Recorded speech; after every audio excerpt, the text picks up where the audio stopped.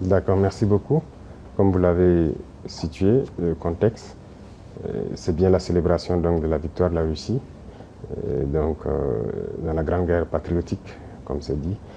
Nous avons été beaucoup impressionnés par le défilé, parce que comme le défilé a commencé sur toute la partie motorisée avec des engins, le mythique char T-34 qui a contribué à la victoire, et jusqu'à aujourd'hui aux engins récents, les T-90 et bien sûr d'autres types de missiles qui ont été développés. Ça nous a beaucoup impressionnés, ça nous a donné beaucoup de leçons et ça nous a permis de voir comment donc, la Russie a évolué technologiquement sur le plan militaire depuis cette grande guerre jusqu'au jour. C'est important pour moi à plusieurs titres parce que d'abord c'est une invitation d'un pays ami. La Russie et le Burkina Faso aujourd'hui sont en étroite collaboration. Notre coopération est assez stratégique, donc ce qui fait que nous devons venir donc, participer aux côtés donc, du peuple russe. La deuxième chose, c'est que dans cette même guerre, nos ancêtres aussi ont contribué à la libération de l'Europe dans cette guerre, à lutter contre le nazisme, ce qui veut dire que nous avons donc une histoire commune dans la célébration donc, de cette victoire. C'est très important. Et l'autre chose, c'est qu'aujourd'hui, la Russie et le Burkina Faso sont dans le même combat. Nous avons un monde que je peux qualifier d'unilatéral. Nous voulons un monde multipolaire. Voilà, nous voulons un monde libre, indépendant, un monde de paix, où les nations ne dictent pas donc, à d'autres nations ce qu'elles doivent faire et comment ils doivent être. Donc la Russie est activement dans ce combat, qui est aussi un combat de dénazification, si je peux dire. Et donc nous aussi, nous sommes dans ce même type de combat contre l'impérialisme qui veut nous asservir, qui veut nous garder dans l'esclavage. Donc nous avons donc les mêmes perspectives. Donc c'était très symbolique qu'on vienne participer aux côtés donc, du peuple russe à cette célébration. Moi j'ai appris beaucoup de leçons dans cette célébration et il y a beaucoup de similitudes dans la lutte que nous menons actuellement. Regardez, le peuple soviétique a sacrifié près de 27 millions de vies pour avoir cette victoire. Ils pouvaient à un moment donné dire que c'est bon, ils signent l'armistice, ils abandonnent. Mais le courage, la ténacité, la résilience a fait qu'ils ont continué le combat et ils ont fini par gagner. Le Burkina mène une lutte depuis maintenant près de 10 ans contre le terrorisme. C'est pas qu'il n'y a pas de morts, il y a beaucoup de morts depuis cette époque jusqu'à aujourd'hui. Mais nous n'abandonnons pas parce que nous savons que nous allons gagner la victoire et nous continuons ce combat. Donc il y a cet état d'esprit-là qui nous fédère et donc c'est ça qui est aussi très intéressant dans ces moments. Ah, ça a beaucoup contribué, je peux dire. Alors, si le nazisme avait gagné, je ne peux pas imaginer. Mais j'imagine, vous savez que les gens ne respectaient pas le noir. Jusqu'à aujourd'hui, ça continue. On a toujours qualifié le noir de sous-homme. Certains nous voyaient comme des animaux, en fait. Vous avez suivi les histoires de la colonisation, de l'esclavage. Les noirs ont été torturés, exposés dans des cages comme des animaux sauvages en Europe et tout. Les noirs ont été castrés pour les empêcher d'avoir même de la progéniture. Les noirs ont été traités comme moins que des animaux. Vous savez qu'au Congo, on trouvait que le carton coûtait plus cher que la peau du noir.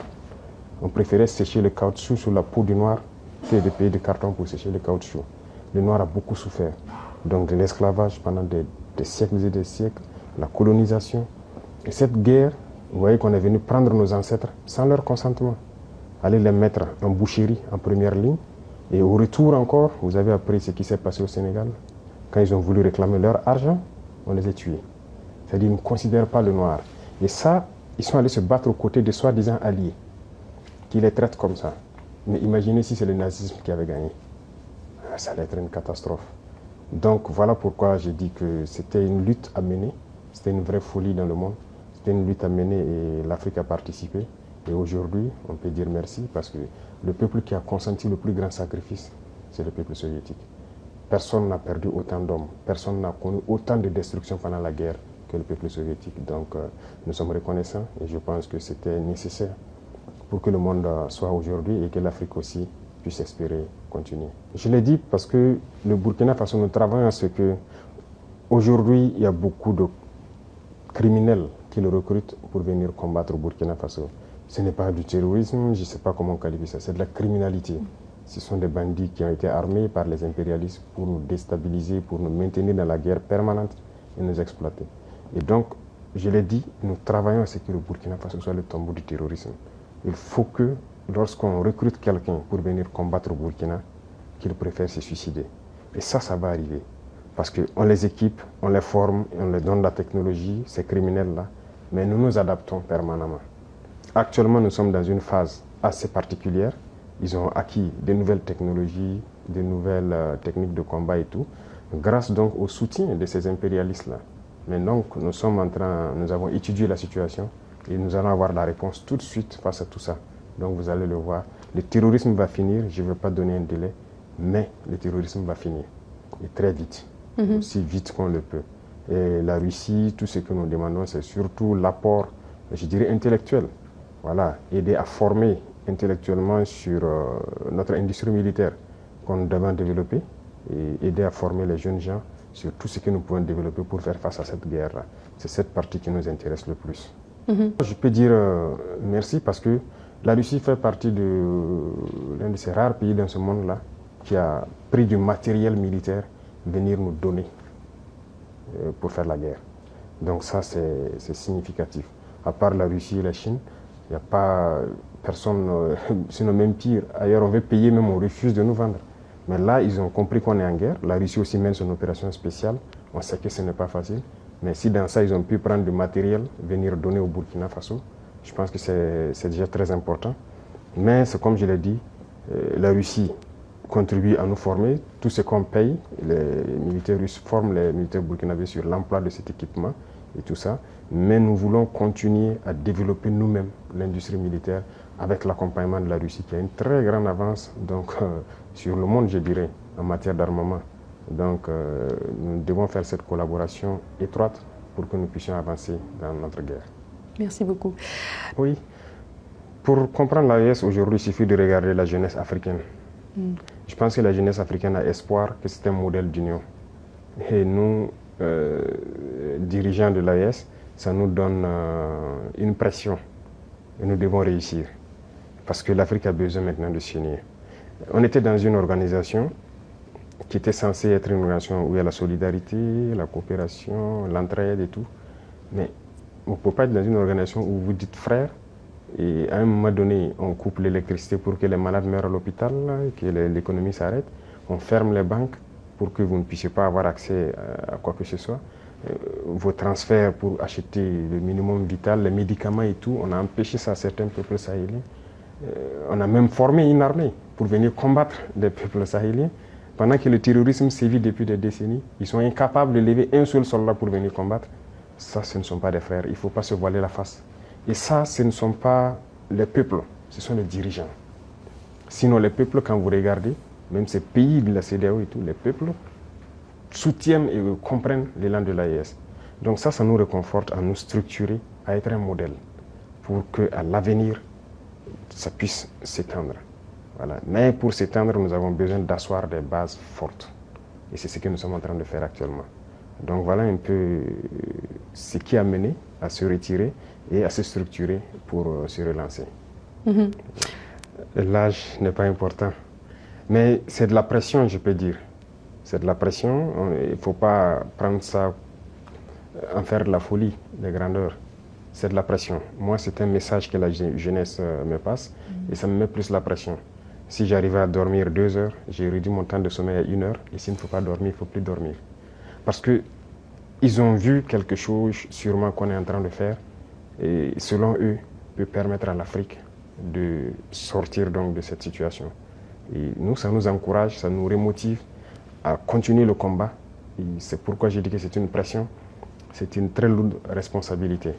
Et je peux promettre que tout ce qu'on peut faire, c'est de ne pas trahir, c'est de continuer dans notre ligne de combat panafricain, espérer que ça puisse donc prendre donc toute la jeunesse africaine et que le panafricanisme que nous souhaitons tant puisse être une réalité. Parce que l'Afrique a beaucoup souffert. Il est temps qu'on puisse finir, travailler, se développer. Autant les Africains partent ailleurs, voir le mode de vie et tout ce qu'il y a. En Afrique, c'est possible. C'est possible. Donc c'est notre mission et nous allons l'assumer. Ce que je connais, c'est notre situation. Nous étions en guerre, nous avons vécu avec les troupes occidentales et tout. Nous avons vu et nous avons décidé de nous séparer de ces troupes-là parce que ça ne cadre pas avec la lutte. Au contraire, ça amplifie le phénomène. Les autres pays qui sont séparés, je ne peux pas me prononcer parce qu'ils se sont prononcés pour se séparer. Mais après, le président Macron a dit que c'est lui qui les a dit de trouver la formule et tout ça. Moi, je ne peux pas rentrer dans ces débats. Seuls eux, ils connaissent la vérité. Mais une chose est sûre, on ne peut pas parler de souveraineté et avoir une armée d'un autre pays sur notre sol qui nous dicte ce qu'il faut faire. L'économie, l'éducation, tout le développement d'un pays est basé sur l'armée. Donc chaque pays devrait développer son armée, être souverain et indépendant. Et donc c'est ce que nous sommes en train de faire. Quand je prends le cas du Burkina, ces armées ont été présentes et ça a contribué à tuer l'armée burkinabé. On ne recrutait plus.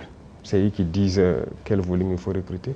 Il n'y avait plus d'armement, d'équipement et tout. Même les années 85 sous Sankara, on était mieux équipés que 10-20 ans après.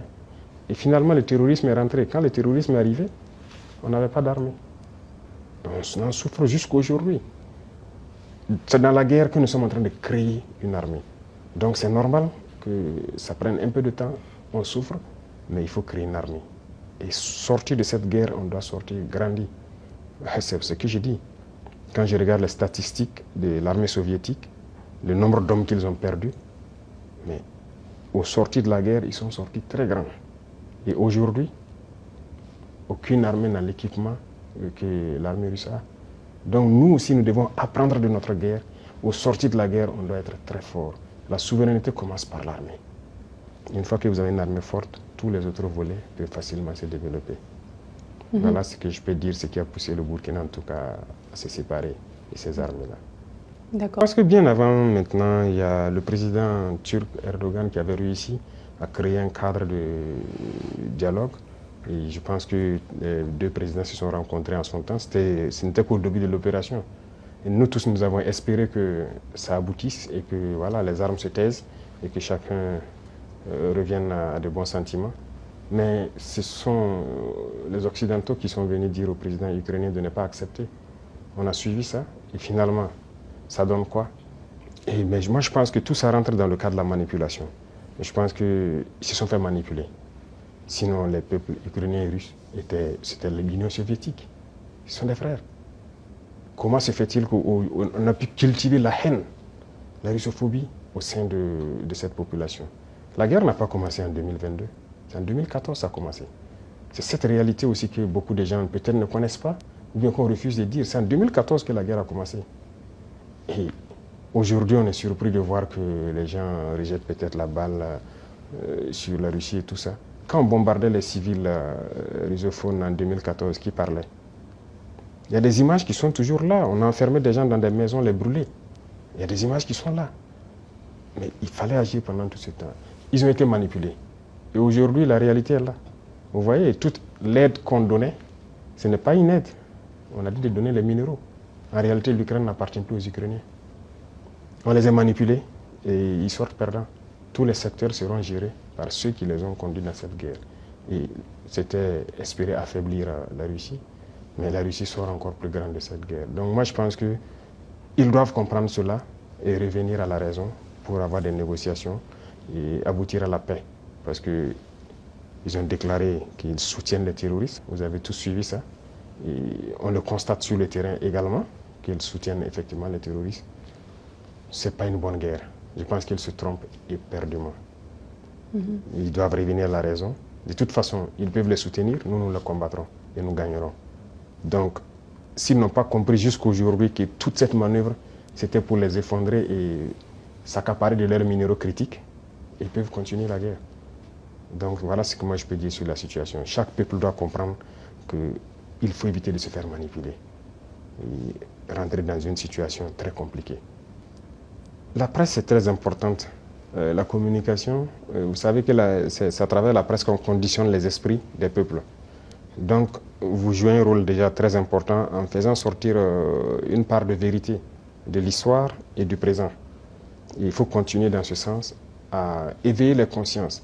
Parce que vous voyez, toutes ces presses occidentales et tout ça ont contribué à endormir la conscience des peuples africains. C'est leur narratif qui passe et tout ça. Et on a pu se rendre compte que souvent ils inventent de gros mensonges pour juste diviser les peuples, pour permettre à leur politique d'agir et de faire ce qu'ils veulent, de préparer le terrain et tout. Donc il faut que vous fassiez l'antithèse de ce qu'ils font. C'est-à-dire contribuer à éveiller les consciences et vous avez un rôle important à jouer, surtout en Afrique même. Que l'Africain comprenne son histoire, se réveille et arrête donc de croire aux mensonges de ces médias occidentaux-là. Et vous voyez, quand ça ne les arrange pas eux, quand on leur dit la vérité, ils ferment le média. Et chez nous, quand on ferme un média, ça devient tout un problème. Et ce qui est malheureux, c'est de voir même des Africains soutenir ça. Là-bas, ils ferment les médias comme ils veulent, quand ça ne les plaît pas. Ces mêmes personnes ne parlent pas. Mais quand nous, on ferme les médias, vous voyez des Africains soi-disant intellectuels sur les plateaux télé en train de... On ne sait pas qu'est-ce qu'ils ont pris, mais c'est dangereux. Donc vous avez un rôle très important à jouer, et tous les médias d'ailleurs, pour éveiller la conscience des Africains. Voilà, je dis que nous sommes là pour que les jeunes se réveillent. On n'est pas là dans cette logique de chercher à piller ou truc. On veut construire l'Afrique. Et si les jeunes ne sont pas éveillés, on va les endormir. On fait chanter nos louanges par ces médias occidentaux, on est bien, on est bien. Pourtant, non, c'est faux. Nous, on veut que quand on n'est pas bien, qu'on sache qu'on n'est pas bien. Voilà, et que d'autres personnes prennent le relais. Mais quand ils mentent aussi pour dire qu'on n'est pas bien, on va prouver le contraire. Donc, continuer à communiquer et à éveiller la conscience en Afrique. Voilà. De toute façon, on est libre de lier les relations avec qui on veut. C'est ça l'indépendance. Donc, sur ce volet, ils peuvent continuer à penser ce qu'ils veulent. Nous irons où nous voulons. Voilà, pour peu que ce partenariat puisse être en tout cas mutuellement bénéfique pour chacune des parties. Quant à ces propos, vous l'avez dit, on a protesté à travers le ministère des Affaires étrangères, c'est une chose. Mais je ne sais pas ce qui s'est passé avec ce général. Il y a un souci quand même. Et je souhaite peut-être qu'il fasse son mea culpa. Si on l'a envoyé, qu'il comprenne que ce n'est pas la bonne mission. Si on l'a trompé, qu'il le dise publiquement, ou sinon devant le Sénat qu'il s'est trompé. Ou aussi si c'est une mauvaise intention, eh bien, nous allons l'affronter comme il le faut, parce que tout ce qu'il a dit, c'est du mensonge. Et c'est très vilain de voir un adulte mentir, de voir un adulte officier général d'une grande armée mentir. C'est très grave. D'abord, il a parlé de l'or du Burkina qui sert à ce que nous on utilise pour se protéger et tout. D'abord, c'est l'or du Burkina, ce n'est pas son or. Ça, c'est la première des choses. En quoi ça le regarde? Ça ne le regarde en rien. C'est le Burkina, c'est l'or du Burkina, ça ne le regarde pas. Deuxième chose, il ment. Parce que le Burkina n'a jamais eu de réserve d'or jusqu'à ce que nous on arrive.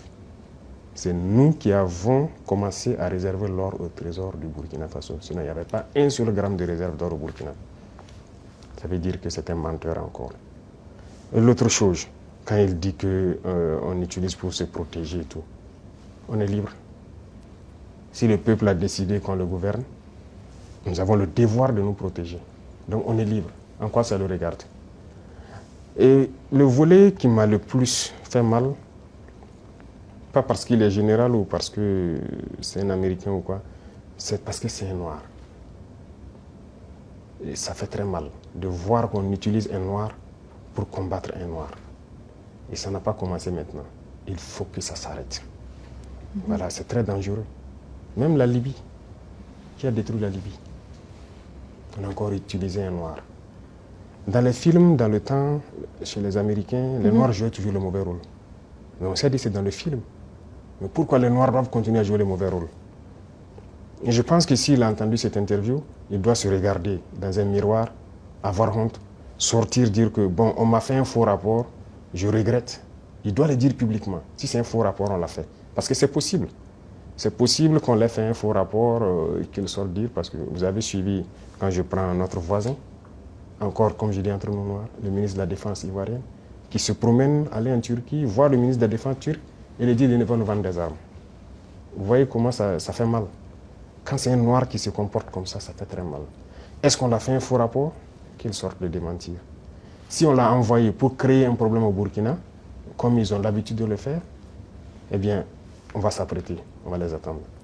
Parce qu'il faut que ça s'arrête maintenant. La race noire ne doit pas être utilisée pour combattre les Noirs. Et chaque fois, c'est la même chose, c'est la même chose. Et c'est ce que nous déplorons. Et ça nous a fait beaucoup mal de voir que c'est un Noir qui tient ces propos. C'est vrai qu'ils peuvent le regretter, par plusieurs canaux, ils essaient de se rattraper. Mais non, ça a été dit publiquement, il faut se rattraper publiquement. Voilà, nous, c'est comme ça. Nous ne sommes plus dans l'hypocrisie diplomatique, comme on aime le dire. Dire des choses haut et fort, et venir en bas dire non, on s'excuse, on n'a pas quoi. Il faut le dire publiquement. Donc, je les invite à se rattraper, à le dire publiquement, parce que la jeunesse africaine a compris, la jeunesse noire dans le monde entier a compris. Cette manipulation ne passe plus. Voilà, ça a toujours été le cas, utiliser de faux alibis pour espérer atteindre d'autres objectifs. Ça ne passe plus. Donc c'est regrettable, mais le Burkina reste dans sa lignée. Nous continuerons à nous développer. Et il a oublié de dire tout ce que nous faisons pour le Burkina. Ce que nous faisons, aucun régime ne l'a réalisé. Voilà, le développement socio-économique du Burkina, qui a fait, voilà, nous sommes en train de construire beaucoup de centres de santé, équipés en appareillage, les examens médicaux, et baisser les coûts des examens médicaux. Quel régime a fait pareil? Personne. Nous sommes en train d'agir sur l'agriculture, labourer gratuitement les champs des paysans, notre production a augmenté et tout. Qui l'a fait? Personne. L'armée que nous sommes en train de créer, d'une nouvelle armée, l'armée burkinabé n'a jamais été autant fournie en effectifs, en équipement que maintenant. Qui l'a fait? Aucun régime. En matière d'emploi, aucun régime n'a créé autant d'emplois que nous l'avons fait. L'industrialisation. Peut-être que c'est ça qui les fait mal, qu'ils veulent arrêter, et il faut inventer des mensonges. En tout cas, je les invite à revoir leur copie. Voilà, c'est ce que je peux dire. C'était un gros mensonge et c'est regrettable.